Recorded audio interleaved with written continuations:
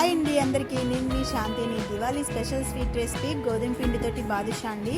చాలా జ్యూసీగా సూపర్గా వచ్చింది. దానికోసం ఒక బౌల్ తీసుకొని ఒక స్పూన్ బట్టరు, కొంచెం వంట సోడా, అలాగే కొంచెం సాల్ట్, 2 స్పూన్లు పెరుగు వేసి మంచిగా కలిపేసుకొని దానిలోనే ఒక కప్పు గోధుమ పిండి వేసుకొని కొంచెం వాటర్ యాడ్ చేసుకొని చపాతీ పిండిలాగా సాఫ్ట్గా కలిపేసుకొని మూత పెట్టి 10 నిమిషాలు నాననివ్వండి. స్టవ్ పైన బాండలు పెట్టుకొని ఒక కప్పు షుగర్, కొంచెం వాటర్ వేసుకొని షుగర్ బాగా కరిగిన తర్వాత యాలకుల పొడి వేసుకొని ఇలా తీగ పాకం వచ్చిన తర్వాత ఒక స్పూన్ నిమ్మరసం పిండి స్టవ్ ఆఫ్ చేసి పక్కన పెట్టుకోండి.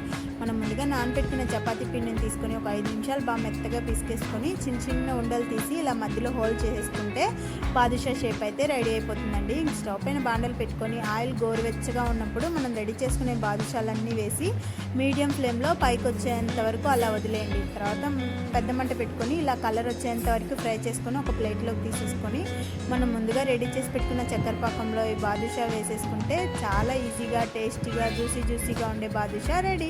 ట్రై చేయండి. వీడియో నచ్చితే లైక్ చేయండి.